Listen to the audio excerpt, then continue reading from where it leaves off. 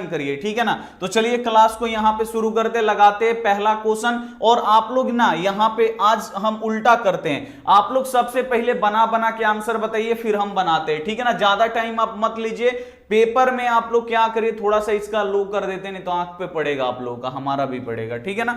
चलिए इसका हम ब्राइटनेस यहां पे लो कर दिए हैं। चलिए जल्दी से आप लोग यहां पे बनाएंगे और पेन और पेपर लेके बैठ जाइए। मान लीजिए एग्जाम चल रही आ रहा है, मात्र 5-5 सेकंड में आपको बना के बताना है। इतना आप लोग तेज हो गए हैं, 5 सेकंड में इसका आंसर आपको बताना है, उसके बाद हम बनाएंगे। और आप लोग जिनसे नहीं बनेगा वो आप लोग देखिएगा कैसे बन रहा है, ठीक है।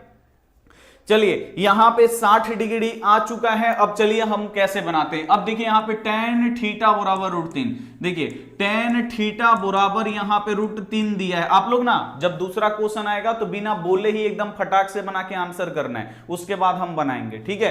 तो देखिए अब यहां से बोल रहा है आपका थीटा का मान निकाले, तो बोल रहा है यहां से थीटा का मान, यानी ये थीटा का मान आपको निकालना है। थीटा का मान कैसे निकलेगा, तो tan यहां से हटाना पड़ेगा, तो इधर भी एगो tan रहेगा, तो tan से tan कट जाएगा। तो बस आपको देखना है tan कितने डिग्री का, यहां पे tan है ना, तो इधर भी आपको देखना पड़ेगा tan कितने डिग्री का मान √3 होता है। तो tan 60 डिग्री, ठीक है ना, tan 60 डिग्री का मान √3 होता है। तो बस यहां पे tan थीटा है तो tan थीटा, और √3 के जगह पे हम लोग लिख देंगे tan 60 डिग्री। क्यों tan 60 डिग्री लिखेंगे, क्योंकि tan 60 डिग्री का मान होता है √3। तो √3 के जगह पे हम लोग tan 60 लिख सकते हैं, या tan 60 के जगह पे हम लोग √3 लिख सकते हैं। अब देखिए tan से tan हमारा कट गया, यहां से बचेगा अपना थीटा, यहां से तो tan कट गया, अब यहां पे है बराबर, और यहां से बचा हमारा 60 डिग्री, यानी थीटा का मान जो निकलेगा वो अपन 60 डिग्री निकालेंगे। डी वाला ऑप्शन एकदम बिल्कुल राइट हो जाएगा, ठीक है। दूसरे क्वेश्चन के लिए आप लोग तैयार रहिए, और जस्ट इसका 5 सेकंड में आंसर आना चाहिए, जस्ट 5 सेकंड में इसका आंसर आ जाना चाहिए। देखिए यहां पे अल्फा बीटा दिया गया है, यहां पे मूल बोल रहा है 1/अल्फा प्लस 1/बीटा का मान आपको निकालना है। किसका निकालना है, 1/अल्फा प्लस 1/बीटा। फटाक से देखेंगे तो आंसर आ जाना चाहिए। चलिए +1 -1, चलिए बहुत बढ़िया, दो गो आंसर आ रहा है, +1 -1 आ रहा है, ठीक है। तो चलिए अब हम देखते हैं, बच्चों लोगों का एगो -1 भी आ रहा है और एगो ज्यादातर प्लस भी आ रहा है। अब देखिए 1/अल्फा प्लस 1/बीटा का डायरेक्ट फॉर्मूला आपको याद रखना है -b/c, ठीक है, डायरेक्ट फॉर्मूला -b/c। बस b का मान यहां पे और यहां पे c का मान। तो देखिए यहां पे जो x² में गुणा करता है वो a, जो x में गुणा करता है वो b, जिसमें x नहीं होता है वो c। तो बस आपको b का मान रखना है। तो b का मान यहां पे क्या है, माइनस है, तो माइनस b का मान। तो x में क्या गुणा कर रहा है, x में यहां पे कुछ भी नहीं कर रहा है, जहां पे कुछ भी नहीं होता वहां पे 1 होता है। इसके आगे प्लस है तो कोई दिक्कत नहीं है, यहां पे माइनस है तो माइनस, और b का मान 1 है तो लिख दिए 1, और c का भी मान कितना है, 1 है। तो -1/1 का मतलब क्या हुआ, -1। तो जो भी बच्चे +1 कर रहे थे उनका गलती, और जो भी बच्चे -1 कर रहे थे उनका एकदम 100% राइट आंसर, ठीक है। चलिए -1 इज द राइट आंसर। जो भी बच्चे 1 कर रहे हैं ना आंसर, अब बाबू आप लोग देख लो कहां पे गलती हुआ। जो भी बच्चे एक जो +1 आंसर कर रहे हैं, देखिए कहां पे गलती है। यहां पे b क्या है बाबू, प्लस में है, और यहां पे पहले ही माइनस में, तो यहां पे -b का मान कितना है, 1 है, रख दिए 1 -1, ठीक है। तो आपको ये ध्यान देना पड़ेगा। नेक्स्ट क्वेश्चन, इसको भी एकदम मात्र 5 सेकंड में इसका आंसर आना चाहिए। निम्नलिखित में से कौन परिमेय संख्या है, मात्र 5 सेकंड कम है इसके लिए, मतलब ज्यादा है, 5 सेकंड क्या है, ज्यादा इस क्वेश्चन के लिए। जल्दी से दिखे मस्त चले जबरदस्त। पेन, और जो भी बच्चे पेन और पेपर नहीं लिए हैं बाबू, मान लीजिए आपका एग्जाम चल रहा है, खटाखट आप लोग बनाने का कोशिश करिए। यहां पे अगर फटाफट बनाइएगा, बोर्ड एग्जाम में भी आप लोग फटाफट बनाइएगा। यहां पे अगर धीरे धीरे बनाइएगा, वहां भी आप लोग धीरे धीरे बनाइएगा। इसीलिए पेपर और पेन लेके बैठ जाइए जो भी बच्चों के पास नहीं है, और फटाफट बनाइए। मान लीजिए आपका टेस्ट चल रहा है, फटाफट आप लोग कमेंट करिए। बी आंसर बहुत बढ़िया, बोल रहा है कौन परिमेय संख्या है, तो जो भी संख्या रूट में रहेगा वो अपरिमेय। अगर रूट से वर्गमूल निकल गया वो परिमेय, अगर रूट से वर्गमूल नहीं निकला अपरिमेय। इसका √3 का वर्गमूल नहीं निकलेगा, क्योंकि √3 का वर्गमूल होता नहीं है, तो ये अपरिमेय। √5 का वर्गमूल नहीं निकलेगा, अपरिमेय। √6 का वर्गमूल नहीं निकलेगा, अपरिमेय। यहां क्या होगा, √2 से √2 कट जाएगा। बच्चा बोलेगा सर √2 का तो वर्गमूल नहीं निकल रहा है, लेकिन √2 से √2 कट जा रहा है ना, केवल 2 बचेगा। और 2 कौन सी संख्या है, परिमेय संख्या, तो अपना बी वाला ऑप्शन बिल्कुल राइट, एकदम 2 सेकंड लगना चाहिए ऐसे क्वेश्चन को सोल्व करने में। ठीक है, चलिए अगला क्वेश्चन का हमको चाहिए मात्र 2 सेकंड में आंसर। प्रथम 5 पूर्ण संख्याओं का माध्य क्या होगा? प्रथम 5 पूर्ण संख्या, प्रथम 5 विषम संख्या, प्रथम 5 सम संख्या, ये सब बाबू क्वेश्चन आता है। ठीक है, कि उसका माध्य निकालिए। तो यहां पे पूर्ण संख्या बोल रहा है, तो आपको पता है ना पूर्ण संख्या क्या होता है, तो गिनती की संख्याओं में शून्य को शामिल कर लेते तो पूर्ण संख्या होता है। चलिए आंसर क्या रहा है बाबू? 1 2 ABCD मत लिखिए, आप लोग डायरेक्ट लिख के बताइए इतना आ रहा है, 1 2 3 4 जो भी, ABCD नहीं, क्योंकि हमको समझ में नहीं आ रहा। डायरेक्ट आप लोग आंसर दीजिए, कितना आएगा?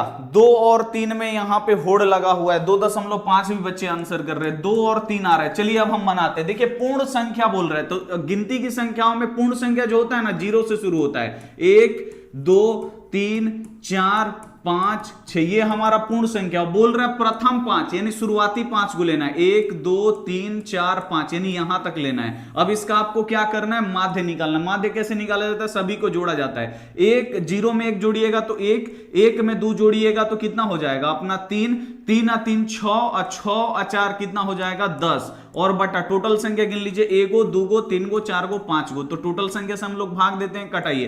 5 एकम 5, 5 दूनी 10, यानी डायरेक्ट ये 2 बार में कटेगा, इसका माध्य 2 आएगा। ठीक है ना, तो यहां पे बी वाला ऑप्शन बिल्कुल से जाएगा। और जो भी बच्चे एकदम बहुत ज्यादा बच्चे 3 आंसर कर रहे हैं, उनका एकदम 100% गलत हो जाएगा। और कैसे सही होगा, तो आप लोग देखिए कि आपने गलती कहां है, गलती से आप लोग सीखिए। बिना देखिए हम भी बाबू हम बना रहे मैथ, तो ऐसे नहीं कि हमको जन्म से याद है कि हम पैदा हुए थे तब भी हमको मैथ आता था, ऐसा बात नहीं है। हम भी प्रैक्टिस किए, हम भी बार बार उसको बनाए हैं, हमसे भी पहले गलती होता था, लेकिन इतना ज्यादा प्रैक्टिस कर लिए हैं कि 10वां के किताब में से कहीं से क्वेश्चन लाइएगा हमसे बन जाएगा। क्यों? क्योंकि प्रैक्टिस है, उतना मेहनत किए हैं। ठीक है ना, तो आप लोग भी मेहनत करिएगा, 100% हो जाएगा। देखिए गलती हम भी करते हैं, लेकिन गलती से हम सीख जाते हैं कि हाँ ऐसे ही यहां पे गलती हुआ है। लेकिन आप लोग भी गलती कर रहे हैं ना, तो वहां पे सीखिए कहां से हमें गलती हो रहा है, क्यों हुआ, उसको दिमाग में बैठाइए। ऐसे नहीं करना है, ऐसे करना है, तब आप लोग सीख पाइएगा। ठीक है, चलिए नेक्स्ट क्वेश्चन आप लोग देखिए। अगला क्वेश्चन है, निम्नलिखित में से कौन बहुपद नहीं है? मात्र 30 सेकंड, इस क्वेश्चन के लिए मात्र 5 सेकंड। चलिए जल्दी से आप लोग बताइए इसमें से कौन बहुपद नहीं है, फटाफट। इसमें ABCD जो भी आपको आंसर करना है करिए, कौन इसमें बहुपद नहीं है, तो आपको पता है ना। चलिए जल्दी से देख लेते हैं, सी आंसर आ रहा है, सी राइट आंसर। चलिए देखिए x का पावर आपको जो देखिए x है ना, कभी भी रूट में नहीं होना चाहिए, x कभी भी बटा के नीचे नहीं होना चाहिए, x का पावर कभी भी माइनस में नहीं होना चाहिए। ठीक है ना, x का पावर कभी भी ऐसे बट्टा में नहीं होना चाहिए, x का पावर 1/2 ऐसे नहीं होना चाहिए। ठीक है ना, तो ये इतना अगर कंडीशन होगा तो वो बहुपद नहीं होगा। तो इसमें देखिए x रूट से बाहर है, ये भी x रूट से बाहर है, सही है। ये भी x यहां भी सही है। ठीक है ना, संख्या नीचे है उसे कोई दिक्कत नहीं, x नहीं होना चाहिए। यहां भी x सही है, लेकिन यहां पे देखिए x जो है ये बट्टा के नीचे आ गया, और बोला गया है कि बट्टा के नीचे x होगा तो वो बहुपद नहीं होगा, तो बस काट दीजिए, ये आपका नहीं होगा। सी वाला ऑप्शन बिल्कुल राइट। ठीक है, नेक्स्ट क्वेश्चन आप लोग देखिए। अगला क्वेश्चन को सॉल्व करिए, मात्र 1 सेकंड इस क्वेश्चन के लिए, मात्र 1 सेकंड। यहां पे कौन रेखीय बहुपद व्यंजन है? रेखीय बहुपद व्यंजन। अब बच्चा बोलेगा सर जी रेखीय क्या होता है, बताइएगा हमको कि रेखीय क्या होता है। रेखीय का मतलब यहां पे बाबू आपसे पूछा गया है रैखिक। चलिए क्या आंसर आ रहा है यहां पे बाबू, आपको रैखिक बताना है। जल्दी से आप लोग यहां पे रैखिक, और जो भी बच्चे वीडियो को लाइक नहीं किए ना, एकदम आप लोग लाइक कर दीजिए वीडियो को। रैखिक यहां पे बताना है। चलिए बहुत बढ़िया, ये आंसर आ रहा है, बहुत बढ़िया। ये अपना पावर 2 है बाबू, तो ये द्विघात बहुपद, ये बहुपद नहीं है क्योंकि बट्टा के नीचे x है। इसमें सबसे ज्यादा पावर 3 है, तो ये त्रिघात बहुपद। रेखीय बहुपद यानी जिस बहुपद का घात 1 होता है, तो घात किसका 1 है? पहला वाला का, तो ये अपना रेखीय बहुपद है। ये द्विघात बहुपद है, और ये त्रिघात बहुपद है, और ये बहुपद नहीं है। क्यों? क्योंकि इसमें बट्टा के नीचे x है। ठीक है ना, तो ऐसे आपको यहां पे ध्यान रखना है। चलिए नेक्स्ट क्वेश्चन पे हम लोग चलेंगे। अगला क्वेश्चन आप लोग बनाइए, पेन और पेपर ले के बैठिए। अगला क्वेश्चन है द्विघात बहुपद x² - 3 का शून्यक निकालना है। x² - 3 का आपको शून्यक निकालना है। जल्दी से ABCD जो भी आपको आंसर करना है फटाफट करेंगे।